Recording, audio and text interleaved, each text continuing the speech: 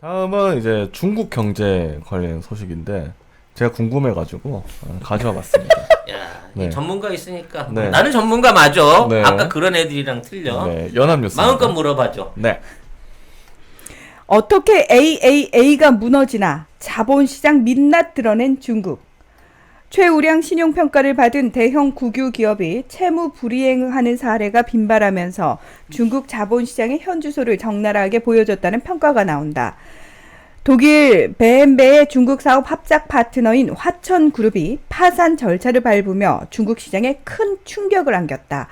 실제로 중국 신용평가사가 매긴 화천그룹의 회사채 등급은 불과 한 달 전까지만 하더라도 최고인 트리플 A였다. 역시 AAA 등급을 받던 중국의 반도체 유망주 칭화유니그룹도 지난 17일 만기가 돌아온 13억 위안, 약 2,190억 원 규모의 회사채를 상환하지 못하고 디폴트를 했다.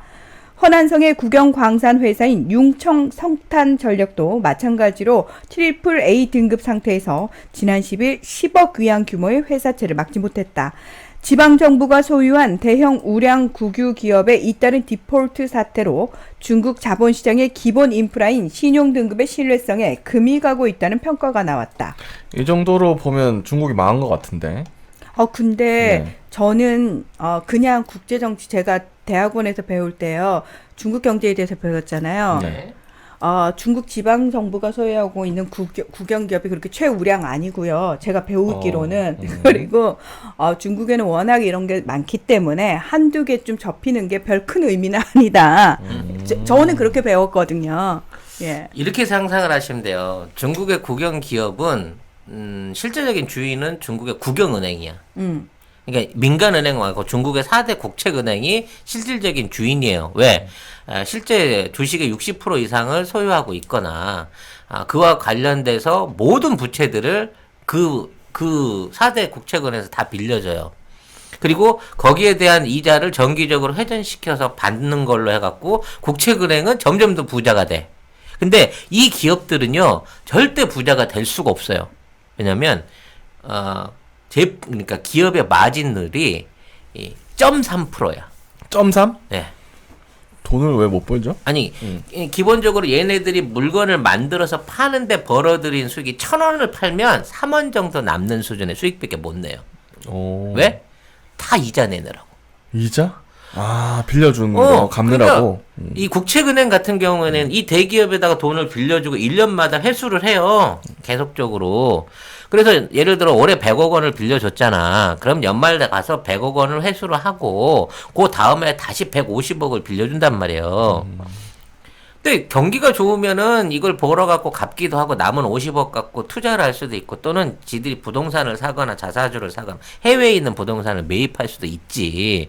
근데 경기가 안 좋으면 돈을 주는 순간 부담스러운 거야. 쓸 데가 없으니까. 그러니까 통장에 돈을 집어 넣어버려요.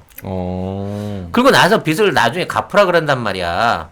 그 예금 있잖아. 예금 있는 데서 빼가. 라고 얘기할 때 중국 기업 중국에 있는 은행들은 안 돼. 현찰 줘. 이런단 말이에요. 이게 무슨 의미인지 아시겠어요? 이 중요한 차이를 이해를 하시겠냐고. 아니요. 처음에 돈을 빌려줄 때는 네. 깡통 계좌로 찍어주는 거야. 그렇잖아. 기업들한테 100억을 빌려줬을 때 100억을 현찰 주지 않잖아. 100억이라고 딱 찍어준단 말이야. 통장에 찍어주잖아. 그럼 그걸 갖고 인건비 주고 재료 사갖고 물건을 팔아갖고 수출을 해요. 그래서 110억을 만들었다고 손쳐. 그러니까 정작 기업이 그 돈을 실제로 받아서가 아니고 그냥 그 통장 내에서 알아서 돌려서 끈 거지. 돌려서. 근데 왜 1년 만에 회수를 하느냐? 딱 회수를 할 때는 얘네가 갖고 있는 달러를 챙기거든. 얘네들은 열심히 일해가지고 외국에 수출해서 달러를 벌어갖고 들어온단 말이야. 애초에 찍어둔 돈은 그냥 숫자야. 근데 1년만 지나면 이게 현금으로 돌아와. 실제 현금으로. 왜냐면 수출해서 돈을 만들었으니까. 그리고 그 돈을 누가 찾아간다? 은행이 찾아가. 그러면 은행은 단순하게 100억 빌려주고 110억 이자 장사한 게 아니에요. 100억이라고는 가짜 숫자를 찍어주고 그냥 숫자 찍어주고. 실제 110억을 현찰 US 달러로 땡기는 거야. 그러니까 이런 금융의 관행 때문에 중국의 대기업들은 아무리 벌어봐야 결국은 국책은행 돈 벌어주는 거고 그 돈이 실질적으로 중국의 공산당을 움직이는 핵심적인 자금이 되는 거예요.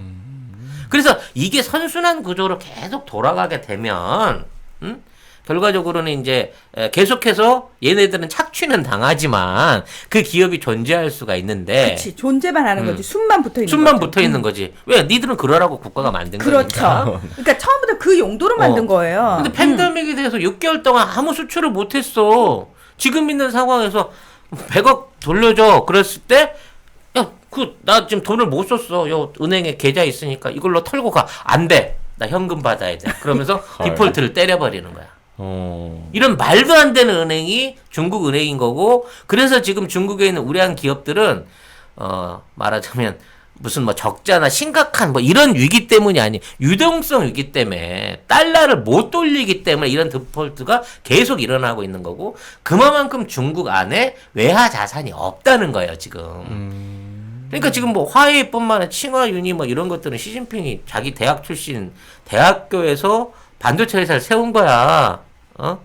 이 사람은 그 화학과 출신인데 왜 반도체 회사를 세웠는지 모르지만, 하여튼 내가 나온 대학에서 반도체 회사를 차리고 그걸 국가가 돈을 지원하고 480개가 넘는 자회사를 만든 다음에 실제로 화웨이에 있던 반도체 부문까지 인수를 딱 받았는데 지금 아까 같은 사태가 똑같이 생긴 거지.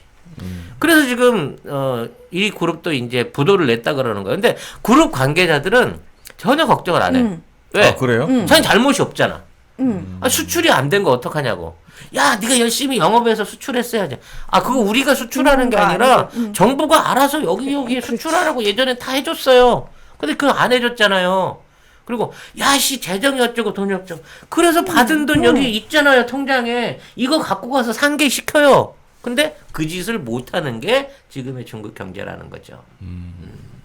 그래서 실제로 그 많은 사람들이 그러니까 자꾸 헷갈리는 게 국영 기업이라는 단어에 사실 속는 것 같아요. 속기도 하고. 이게 기업이라는 네, 단어 자체를 쓰면 안 되는 거죠. 이것들은 기업이 아니야. 기업이라는 것 자체가 그러니까 약간 개념이 다른 거죠. 근데 기업이라고 쓰니까 자꾸 우리나라 기업의 생각을 가지고 그걸 보니까 이런 말도 안 되는 기사가 나올 수밖에 없는 거죠. 그래서 이제 이런 기업들이 디폴트를 내도 문제가 안 되는 게 아까도 얘기했지만 거래처가 다 국책은행이잖아. 그렇죠.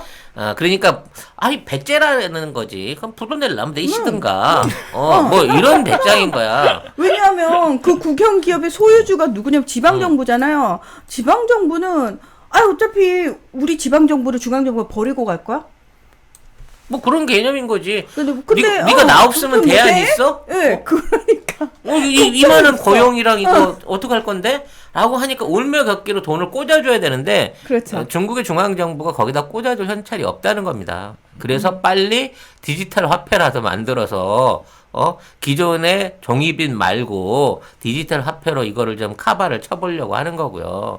이게 중국 안에서 디지털 화폐를 쓰나 종이돈을 쓰나 마찬가지이기 때문에 수출을 되돌려야 된다는 전제 하에서 지금 알셉을 열어놓고 우리 빨리 경제를 돌리자, 아시안끼리라도 어떻게 해 먹어보자라고 지금 시진핑이 노력을 하고 있는 상황인 거죠. 그러니까 안토니우스님이 기업이 아니면 공산당 하부 조직 아니면 공산당 사업소구만 하지. 공산당 하부 조직. 예, 그거예요 그냥. 공산당의 국가 통치 자금을 마련하기 위한 조직. 뭐 요 정도로 아시면 되는 거고요. 그렇죠. 그 조직에 연관된 주가라든지 경영이라든지 감사라든지 이런 것들이 사실상 아무 의미가 없기 때문에 그런 기업을 뭐 투자 등급이 뭐 AAA로 나왔다가 지들이 붙인 등급이고 외국 업체는 그런 기업은 거들떠도 안 봐요. 네. 지금 화웨이가 말하자면 한때 세계 통신기기 시장 1위를 하는 기업은 왜 개인 기업이냐? 기업이겠냐고. 그걸 공개를 하는 순간 그 안에 내부적인 속살들이 다 드러나 버리는 거야. 그렇죠. 기업 공개 안 하죠, 거기는. 매출만 그렇듯 할 뿐이지 이거 안으로 다 썩었구나. 그렇죠. 기술이라고 하더니 연구소 하나도 없고 군대에서 그거 받아다가 그렇죠. 했네. 군대 조직. 군대에서 뭐 인건비 많이 준다고 그렇게 얘기를 하더니 인건비를 10만 원 주고 20만 원 뒤로 도로 빼가네. 뭐 이런 내용들이 너무 많기 때문에 사회에는 절대 예, 공개할 수가 공개를 없죠. 할 수가 없는 기업이 거죠. 되는 거예요. 네. 그렇군요. 그래 뭐 중국 경제는 뭐 별로 큰 문제가 없다. 아니 겁나게 문제가 많지. 아니 어. 뭐 지금 망할 것처럼 써놨기 때문에. 아니 그 워낙 시장이 크기 때문에 봉사가 제작 잡아먹는다고. 지네들끼리 서로 이렇게 내가 너 안주로 네 술 사 먹고 네가 내 안주로 네 가진 술 먹고 이게 돌고 돌면서 일단 버텨 나갈 수는 있어. 기본적으로 그러니까 큰 시장이니까. 이걸 보면서 망했구나가 아니라 지금 송 작가님 말씀하신 것처럼 실제 정말 외환 보유고가 많이 떨어졌구나 얘들. 그래서 지금 그렇게 받아들여야 어떻게든 되는 외환을 거죠. 땡겨 와야 되는 상황이구나. 그래서 수출하겠다고 수출 받아주려고 또 난리를 치겠구나. 이제 옛날에 1,000원 하던 거 500원으로 덤핑 칠 날이 멀지 않았구나. 아하. 라는 상황이 생긴다는 거죠. 그렇게 해석을 해서 받아들여야 된다라는 거죠. 그렇군요. 예. 또 서로 배웠네요. 네, 역시 전문가시네. 오늘은 왜 전문가란 말에 기분이 나쁘지? 하여튼 우리나라의 그릇된 언론과 전문가 때문에 전문가의 지위가 바닥이야, 바닥. 네. 네. 퓨어 부스터. 사실 제가 자동차 매니아잖아요. 이 앰퓨어 부스터를 좀 적극적으로 밀고 싶어요. 요거 두 개를 이제 한 세트로 해서 배송을 해드리는데, 이거 써보신 분들은 아시겠지만 실제 이게 노후된 차들, 15만 킬로 이상 된 휘발유차나 경유차들 같은 경우에는 출력이라든지 연비 개선되는 게 바로 보여. 엔진 소리 자체가 변한다니까. 이런 대단한 효과를 가진 제품을 제가 선전할 수 있는 게 저는 너무 좋아요. 이 앰퓨어 부스터를 넣었다가 자동차가 이렇게 망가지게 되면 배상물 보험이 들어있어요. 제가 방송에서 3억이라고 얘기해. 실제는 1억인데.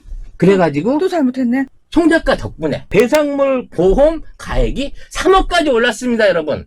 이 보험은 15년 동안 아직까지 한 번도 타간 사람이 없다니까. LPG 차는 안 되잖아요. 그렇죠. 전기차, 수소차는 안 됩니다. 요거 한 개를 연료 한 번 넣을 때 넣으시고요. 2회차 정도 연속으로 넣으시면 한 3, 4천 킬로 한 달 정도 타시는 데는 연비 개선 효과를 보실 수가 있습니다. 새 차도 넣어도 되나요? 예. 당연히 넣어도 돼. 직수입한 모리스라고 하는 미국 정품이고요. 자동차 선진국인 미국이나 호주, 영국 등에서 인정을 받고 사용되고 있다는 면에서 더욱 믿으셔도 된다는 말씀드리고요. 중소기업 하나를 살려서 키워내고 싶다라고 하는 생각이 들 만큼 좋은 제품으로 강추를 드리도록 하겠습니다. 네이버에서 산수몰 검색을 하시거나 02-931-2820으로 연락을 주시면 된다고 합니다.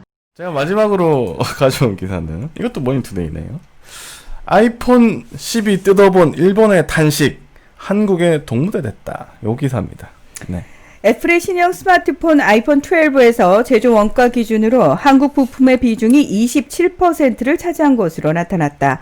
이전 모델인 아이폰 11, 순간적으로 11과 비교해 9%포인트 껑충 뛰었다. 삼성을 중심으로 올 LED, 유기 발광 다이오드 패널 공급이 증가한 덕으로 풀이된다. 부품 경쟁에서 밀려나고 있는 일본은 부러움과 위기감을 동시에 드러냈다. 저는 이거 국뽕 기사인 줄 알고 봤다가 삼성 기사였다는 거죠.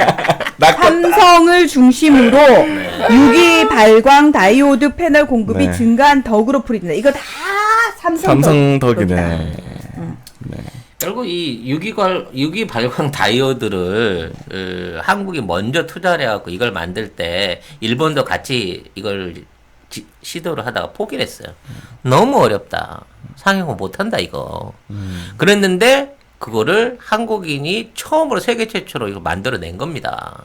그리고 사이즈 작은 휴대폰용이나 작은 건 삼성이 싹쓸이 했고요. 대형은 전부 다 지금 LG가 싹쓸이 하고 있는 상황인 거고, 삼성도 이 텔레비전 시장을 이제 추가로 열어가고 있는 거예요. 그러니까 원래는 이제 아이폰에 납품을 할 때 OLED를 안 쓰고 그냥 기존에 LED 패널을 써가지고 그냥 일본 거를 어떻게든 꾸역꾸역 밀어넣어 보려고 했어.